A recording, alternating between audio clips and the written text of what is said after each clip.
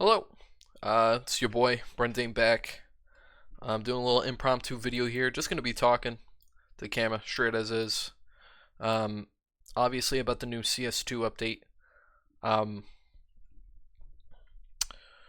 and sorry for the audio. I'm not sure how great it's gonna be. I've been having computer problems in general, which is actually why I haven't been making videos.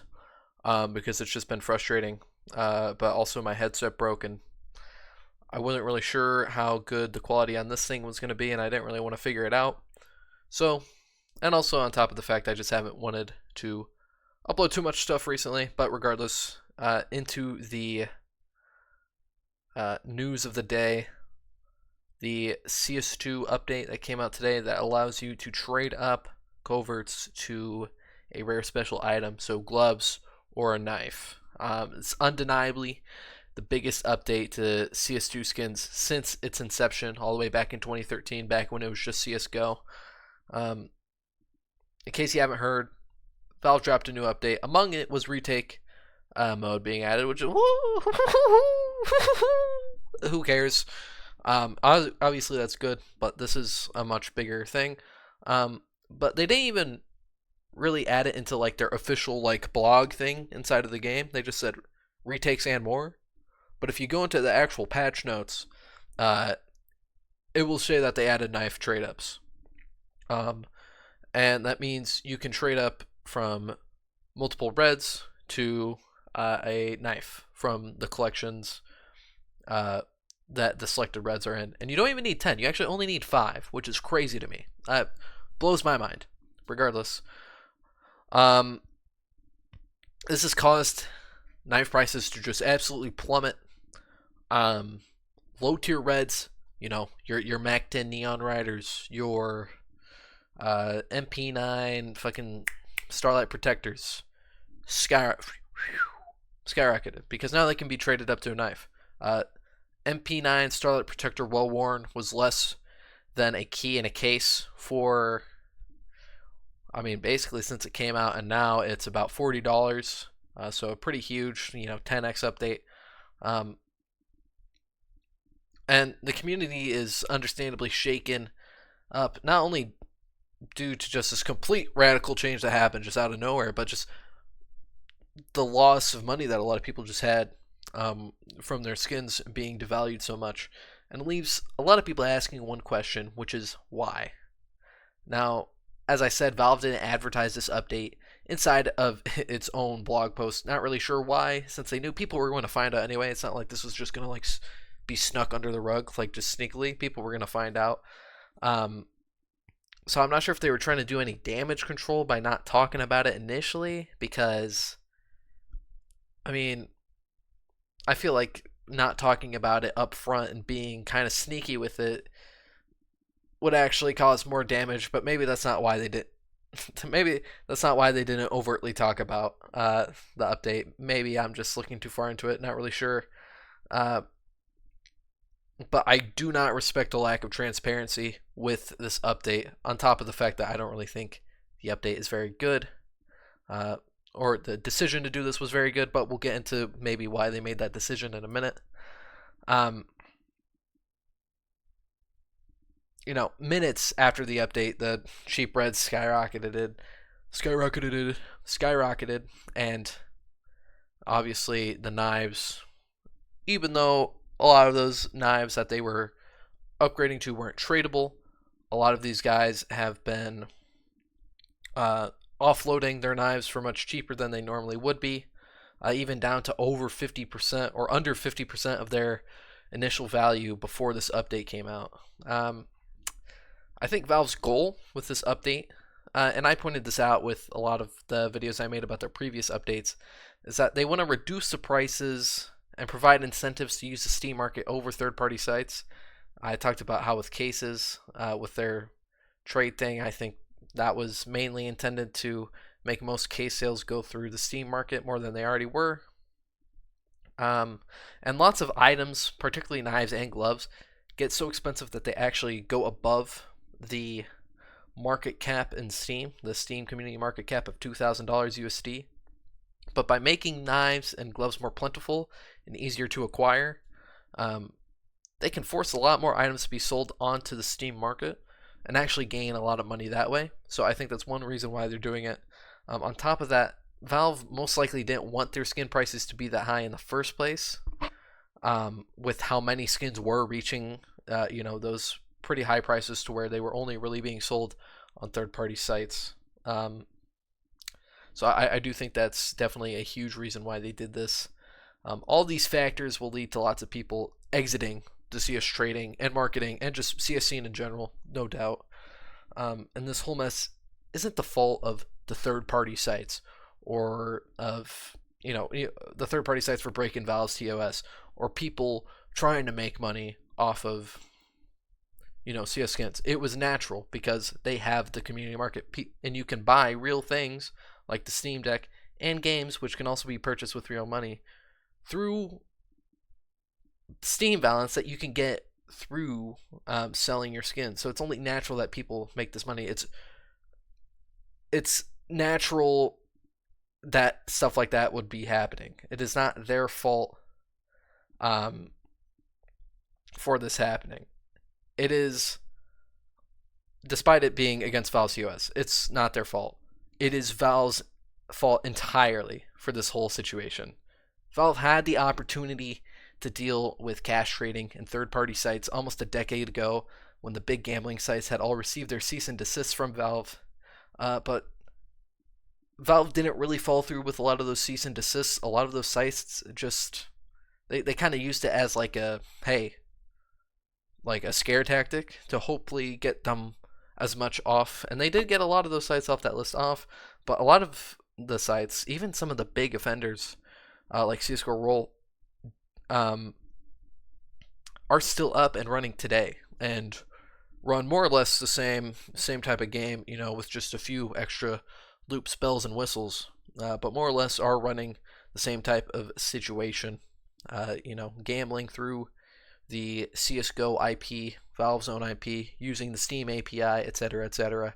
All things which is punishable by Valve and should have been punished, but Valve decided to turn a blind eye to that.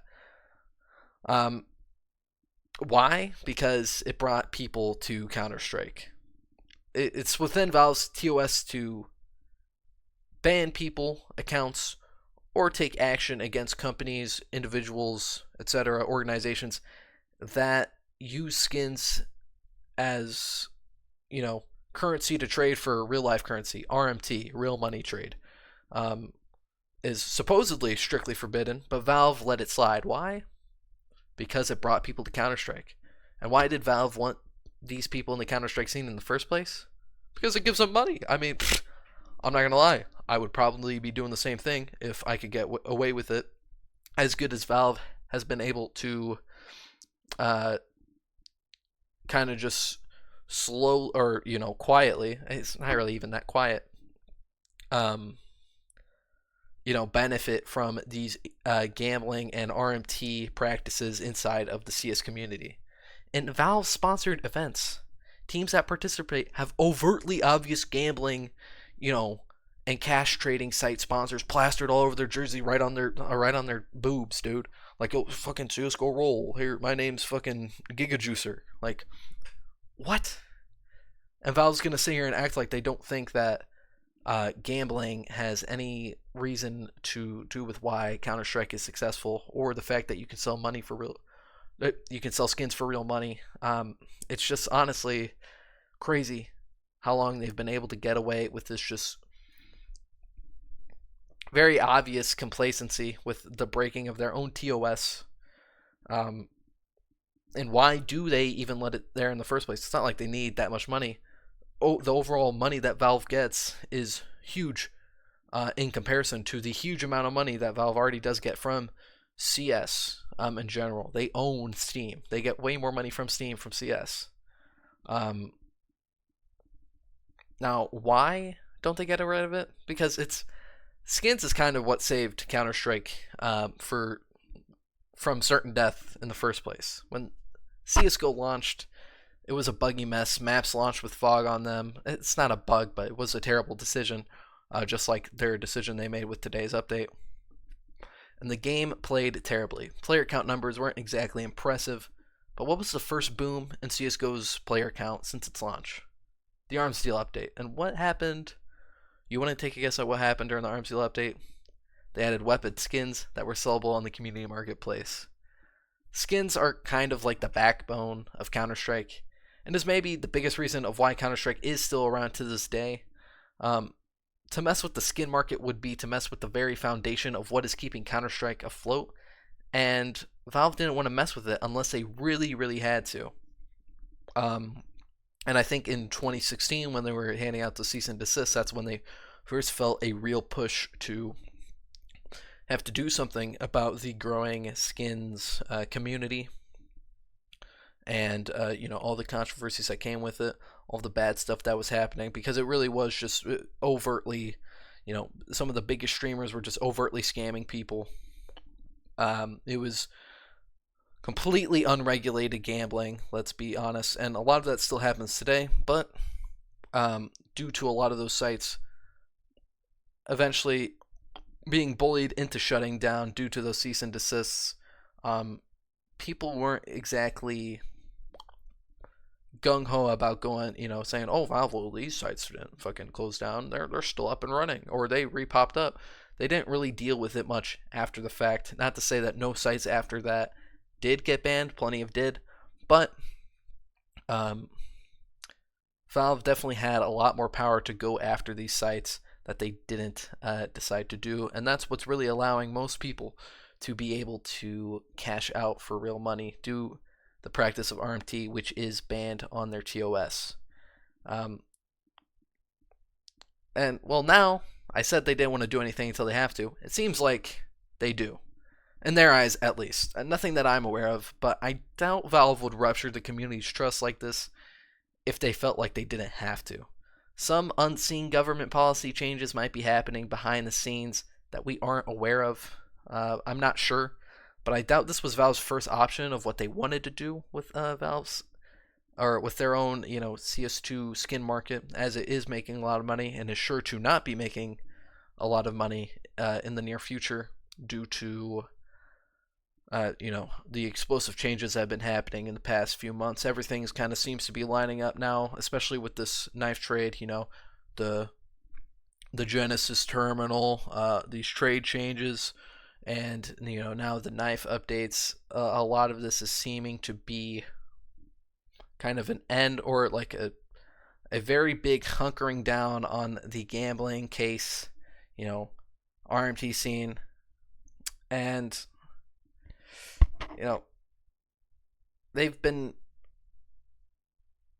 complicit of this skin market, RMT issue for a long time. So I don't think this is because they had like a random sudden change of heart that they wanted to just uphold their TOS now, of all times, when the market's at its biggest that it's ever been. They're probably making more money than they ever have been with CS2, but definitely something happened behind the scenes, in my opinion, that makes them want to have to make these changes now. I'm not entirely sure what's going to happen to the market in the coming weeks, months, even years, but I doubt this is the end of it. I imagine sites are going to be targeted next, or at the very least are within the pegging list of Valve to deal with. This kind of reminds me of an OG Naruto, how the third Hokage had the opportunity to kill Orochimaru, way earlier, before the show even started, but he was forced to fight him after he invaded the Chunin exams, which ultimately led to him, getting his ass beat. Valve in this situation is the third Hokage, except way less righteous. And the RMT scene is Orochimaru in this situation. It came back an even bigger threat at that point in time, or at this point in time, than it was initially. Valve knew, I can't speak for them, but I'm pretty sure it's safe to say that Valve knew that eventually this day was going to come that they're going to have to hunker down on some of the stuff. They were going to have to shorten the market because and because they've waited so long, they managed to decide to make this decision, or make this move, when it hurts the most people, as the market cap for CS2 items was at its largest in history when this update was made. Me personally, I have a decent amount of money in skins, and while I definitely lost value, I always never try to look at skins as actual money, really. I only ever put money into CS to have school skins, not with the idea to be able to take it out um, at any point in the future for real cash. Not to say it never happened, but I am going to say that I was comfortable with letting that money sit in my Steam inventory forever. I don't personally feel too hurt by this change, but there is most definitely folks who will be very hurt. Valve's ineptitude to uphold their own TOS is entirely responsible for the hurt this is going to cause people. And as with what comes with anything money related, this drop will most certainly result in people taking their own life. That's not something I like to say or want to say or I'm happy about, but you can't ignore it. That is certainly going to happen. Um, Valve had the opportunity to deal with the rising CSRMT market when it was much smaller, but decided to turn a blind eye to it to make money. Now, I was gonna say they will pay the price, but they won't. The people who pay the price is the consumers. Um, that's all I really want to talk about this video. I'm sure more big changes are coming up, and I will definitely be talking about them when they come out if I am interested, if I think they're big enough. And I want to apologize for not making a video in so long. But if I don't want to talk about something, I'm not going to force myself to talk about it. I make these videos for fun. But yeah, thanks y'all for watching. Like and subscribe. Buy my merch. You know the drill.